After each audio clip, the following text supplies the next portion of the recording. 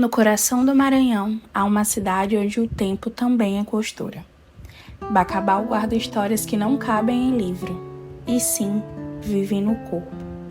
Mulheres negras que não pedem licença para existir, que estudam, que criam, que ensinam, que reconhecem na própria trajetória uma força herdada e recriada. Esse documentário é feito de palavra, memória e presença, de vozes que ecoam saberes, caminhos e escolhas. Aqui, quem fala são mulheres negras de Bacabal, e cada fala é um ponto na costura do tempo.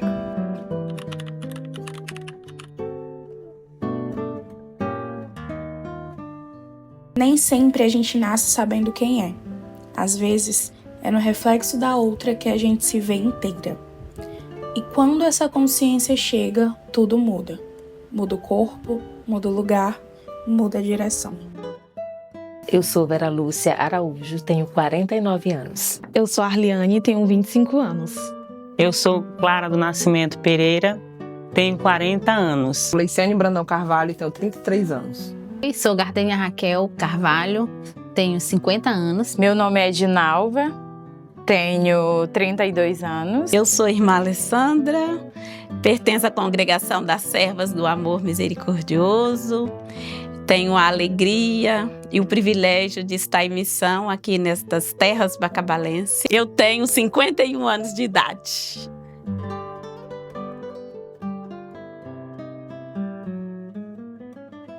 Eu me percebi uma mulher preta quando eu fui interpelada por um aluno em sala de aula. Eu ministrava aulas de língua portuguesa em uma escola aqui em Bacabal. E, de repente, o aluno me disse assim: professora, você não se sente uma mulher vencedora? Eu disse: por quê? Porque você é uma mulher negra e hoje a senhora é professora da melhor escola de Bacabal. Eu disse: não tinha parado para pensar nisso, eu só me sinto gente.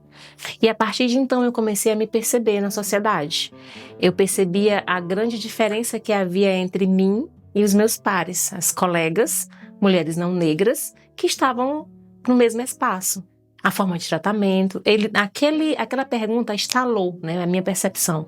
Mas aí o que fez com que eu me sentisse, me assenhorasse de mim foi o estudar.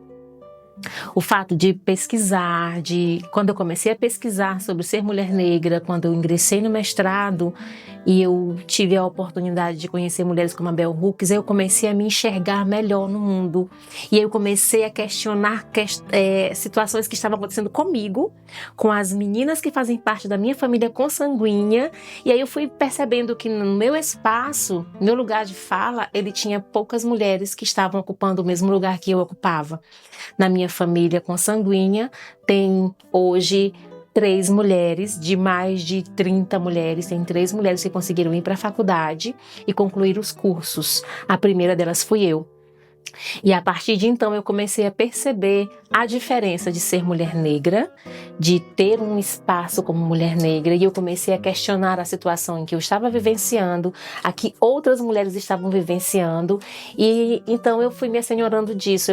Deixei o aplique do cabelo, ele foi retirado, eu passei para uma química que me permitia ficar com o cabelo cacheado, depois eu joguei essa química fora e tem muito mais de 20 anos que eu não sei o que é usar química no cabelo, porque eu me reconheço como mulher preta, e as mulheres pretas que estão ao meu redor percebem isso, como as mulheres não negras também, porque sempre que eu tenho a oportunidade de falar, eu vou falar do meu lugar e eu vou falar da minha experiência somada de outras mulheres. Desde pequenininha eu me entendi enquanto uma mulher negra, né? Eu sabia que eu era uma mulher negra porque meus pais, eles faziam questão de reafirmar isso, né? E como algo positivo, apesar da sociedade não trazer dessa forma. Mas eu entendi o que de fato era ser uma mulher negra na sociedade dentro da universidade. Uma vez que a gente tende a naturalizar o racismo. Não é que o racismo ele seja natural, mas as pessoas, é tão estrutural o problema que a gente acaba naturalizando. Então as brincadeiras, as piadinhas, a gente acabava vendo como somente brincadeiras e piadinhas. E aí na universidade eu entendi que não, que aquilo era também um dos fatores do que eu achava que era timidez, mas que na verdade era insegurança, que era causada por não se ter essa visibilidade ou por não se falar sobre o que era ser mulher negra.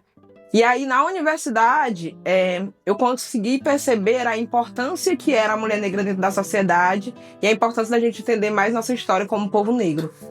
Na minha adolescência, por incrível que pareça, eu sempre participei de movimentos da Igreja Católica, sempre tive num grupo e me ajudou também a observar, a reconhecer certas atitudes do outro, às vezes até com um olhar, né?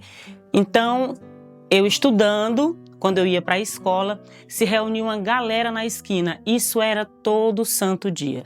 Segunda, terça, quarta, quinta e sexta tinha esses meninos parados quando eu ia para a escola e começaram a criticar e diziam que não entendiam porque eu me chamava Clara, se minha pele era escura. E eu, alguns dias, eu ia para a escola e chegava em casa e ficava me questionando por que aquilo, né? E como eu disse sobre a minha caminhada, um dia eu também conversando com uma irmã na igreja e ela foi falando sobre isso. Fui observando que o problema não era em mim. Infelizmente, eram nessas pessoas, não é? Que não me aceitavam por eu ser negra. E ela conversou comigo na igreja e disse: você é uma criatura de Deus. Assim como Deus criou o branco, Ele criou o negro e todas as criaturas que existem, todos os seres vivos. Então, a partir daí, eu aprendi a não deixar o que o outro estava dizendo ao meu respeito me afetar, se sendo que era algo sem lógica. O meu nome meus pais escolheram com minha avó. E eu tenho essa pele porque meus pais são negros e Deus assim me quis, dessa cor. Foi na minha adolescência que eu tive esse contato, digamos que cara a cara, com o preconceito. Mas eu não deixei isso me abater. Assim como eu entendi desde muito jovem. Eu sou perfeita, eu sou importante, eu sou uma criatura que Deus planejou. Então não tem como eu olhar para minha pele e achar feia, ou olhar para o meu cabelo e dizer que meu cabelo é ruim. Pelo contrário, eu sou boa, eu sou linda, eu sou especial, eu sou forte. Eu sou Clara Nascimento Pereira, uma mulher negra, mãe, esposa católica. Eu sou forte. Muitas mulheres, né, muitas pessoas negras, elas crescem não se reconhecendo como negra.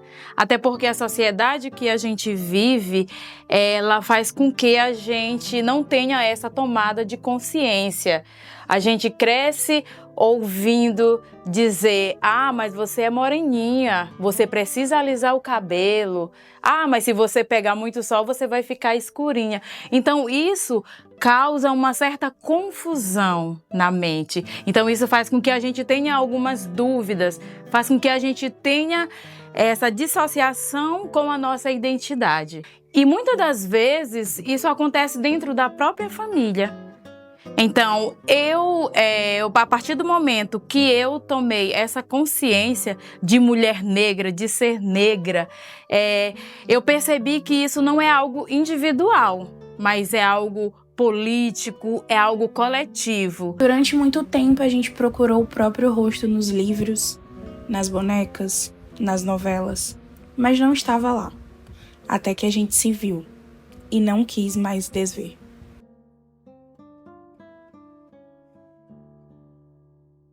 Eu me senti representada a primeira vez quando eu tive a oportunidade de fazer uma missão no Quilombo e lá ter um contato com aquelas pessoas que também representam os meus ancestrais.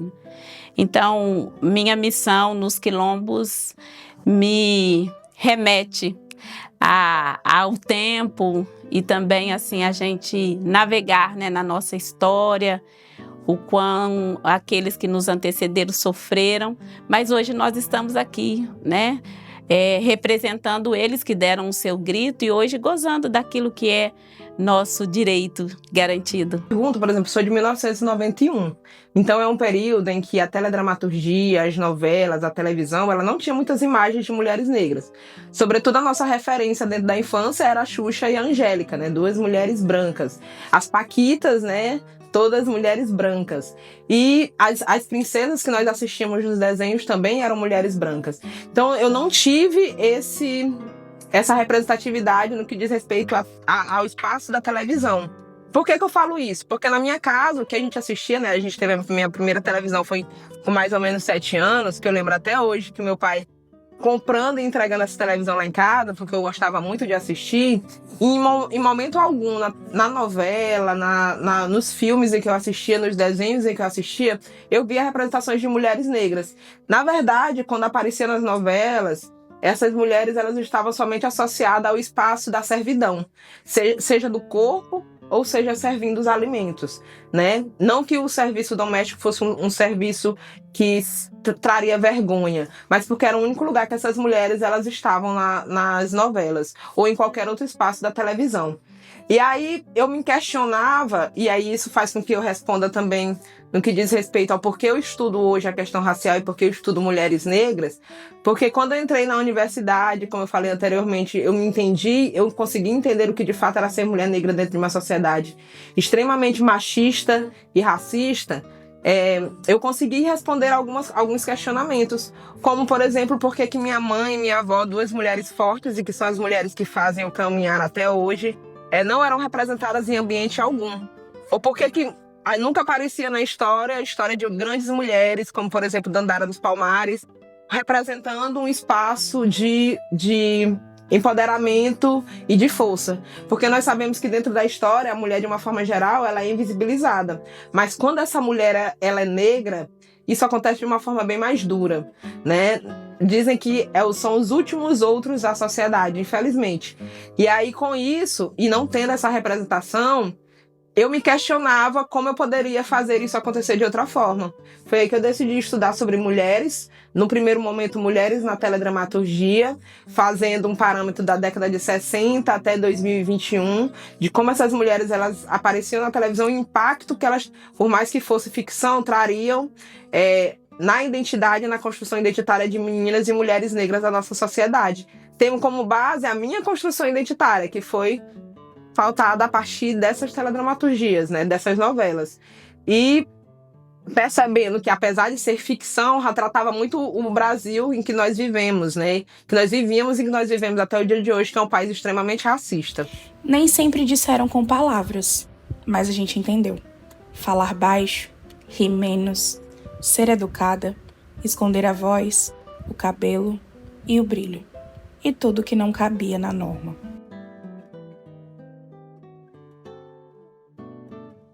O afeto, assim, que mais foi negado para mim foi o respeito. Até mesmo dentro de casa, quando eu soltava meu cabelo, e meu pai também, por ser uma pessoa negra, ele não aceitava e ainda hoje não aceita o meu cabelo. Também quando eu me assumi uma pessoa bissexual, hoje eu tenho um relacionamento homoafetivo, as pessoas deixaram a amizade para trás, o respeito para trás. Eu saí de uma religião, agora eu sou católica, graças a Deus. Foi onde eu conheci o amor. Foi quando, na igreja católica, eu tive amizades verdadeiras, na quais eles me aceitam como eu sou, eles pregam realmente o amor de Jesus Cristo. Então, a partir do momento que você é preta, que você não é bem-vinda em vários lugares, e ainda assim sabendo que você tem um relacionamento homoafetivo, aí que o respeito fica para trás ainda mesmo. Mas hoje eu bato no peito com muito orgulho e digo que eu não vou deixar de ser preta porque essas pessoas falam isso. Eu não vou deixar prender o meu cabelo porque as pessoas não me aceitam, porque o meu cabelo é afro, é lindo, é maravilhoso. E também não vou deixar a mulher que eu amo porque elas não me aceitam. O importante é que eu me ame, que eu me aceite. Nem toda herança vem em forma de objeto. Algumas vêm no jeito de olhar, no tempero do feijão, na reza da avó, na resistência silenciosa da mãe. E o que a gente deixa também não precisa ser grande, basta ser verdade.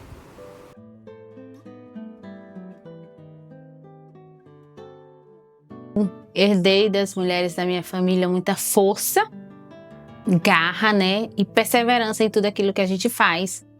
Porque a gente acredita que com a nossa força, sem ter que depender de ninguém, com os nossos estudos, que foi o que eu sempre aprendi desde a infância, a gente consegue chegar muito além daquilo que você vê superficialmente. Eu sou de uma família assim que nós não temos mistura. Nós somos... É raro, né, um cidadão brasileiro dizer isso, né? Eu sou 100% raça pura.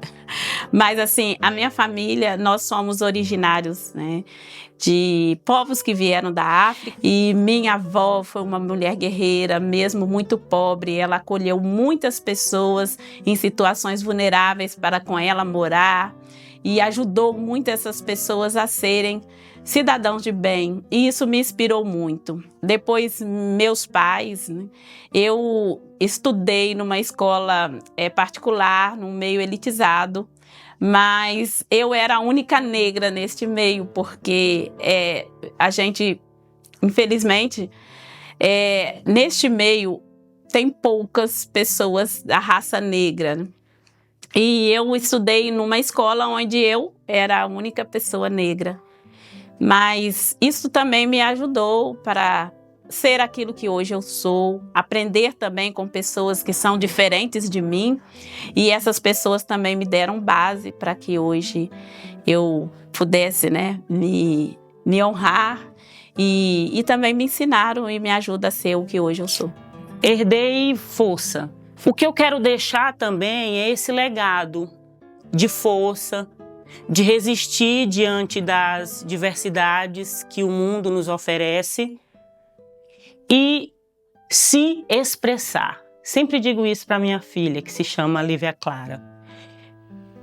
Falar aonde dói, quando alguém nos machuca ou aonde estou me sentindo diminuída, porque apesar de ser criada nesse ambiente de força, eu senti essa necessidade da minha avó, da minha mãe, chegar e falar como se sentia. Às vezes eu olhava e estava ali, aquela pessoa como se podia o mundo desmoronar, mas você tem que ser. E eu observei isso e quero mudar um pouco. Ser forte sim, mas também falar. Se está doendo, se eu não concordo com o que você está me dizendo, que eu não concordo com sua opinião. Como eu disse, me expressar. Porque às vezes você fica só dizendo que é forte, que resiste e se cala para algumas coisas. E nem sempre nós vamos também ser essa muralha. Nós somos mulheres, temos sentimentos, então nós precisamos ter o nosso lugar de fala. Herdei força, coragem e vontade de seguir em frente, acreditando sempre que existe um futuro melhor, né? E eu quero deixar isso, que as outras pessoas e as outras mulheres, sobretudo as mulheres negras que venham depois de mim, pode ser minha filha, minhas afilhadas, minhas sobrinhas, elas entendam a força que nós temos enquanto mulher e sobretudo enquanto uma mulher negra nessa sociedade. Com a minha avó eu aprendi a ter fé. E eu aprendi esses fundamentos de fé mesmo. Foi lá que rompeu o meu preconceito com as religiões de matriz africana. Porque até então, por ter uma visão católica, fundamentalista, eu acreditava que era diferente. E quando eu comecei a conviver com a vovó, eu percebi que não era como as pessoas me apresentavam. Então a partir de então eu comecei a estudar Umbanda. Hoje a minha dissertação é em cima de religiões de matriz africana, por causa dessa vivência com a vovó. E ela falava muito de Deus, e ela trazia muito essa presença de Deus. Eu só depois dos 20, 30 anos que eu fui ver a minha avó dançar a primeira vez. Então, é isso daí que eu aprendi com a vovó, eu quero levar pra frente. E tem uma frase que a vovó me falou que é muito, muito marcante na minha vida. Eu tinha sido uma bênção para a família dela desde quando eu estava na barriga da minha genitora, que é Ritinha. Porque quando ela me deu em adoção para minha família, eles começaram a ter comida em casa, porque eles viviam uma situação de extrema pobreza. E então, a partir dali, eu comecei a enxergar ainda mais diferente a pessoa que eu sou Eu me vejo como bênção, em qualquer lugar que eu chego eu me vejo como bênção. Eu comecei a assumir o meu nome, porque até então eu não gostava muito. E aí eu fui atrás da raiz latina do meu nome, que significa verdadeira luz, e eu quero ser luz por onde eu for. Então, por onde eu passo eu vou iluminando. E eu decidi, a partir dessa convivência com a vovó, que eu devo ser um lugar de acolhida. Então, todas as pessoas que estão comigo, elas sabem disso. Eu estou para acolher, eu não julgo nada e nem ninguém. As suas decisões, eu estou para acolher. Quando você sofreu, eu acolho. Se você estiver feliz, a gente se acolhe junto. E assim eu sigo. Essa é a minha missão. E eu aprendi com a minha avó e eu quero levar isso para todas as pessoas com as quais eu convivo. Eu herdei a força, a coragem, a determinação, né? Herdei essa força de vontade das mulheres que vieram antes de mim, que, como diz o questionário, cada geração é um pontinho, né, nessa costura do nosso dia a dia, e as nossas ações, elas vão moldando. Então, eu herdei muito isso, herdei a coragem da minha avó, a força de vontade da minha mãe, que batalhou, que lutou, que muitas vezes foi silenciada. Herdei, infelizmente, o cala-boca, o engole o choro, mas também eu herdei a força de vontade que ela tem.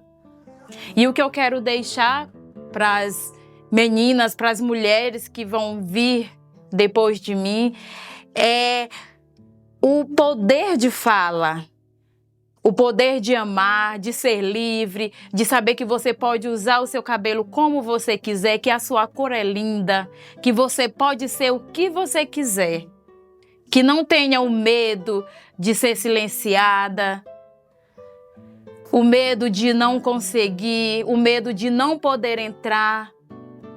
Eu quero deixar a oportunidade, as oportunidades que os meus ancestrais não tiveram, a oportunidade que, infelizmente, eu ainda não pude alcançar, que eu espero que futuramente muitas meninas, muitas mulheres negras consigam alcançar o patamar de cima, que estejam lá no pedestal. Costurar o tempo é mais do que lembrar.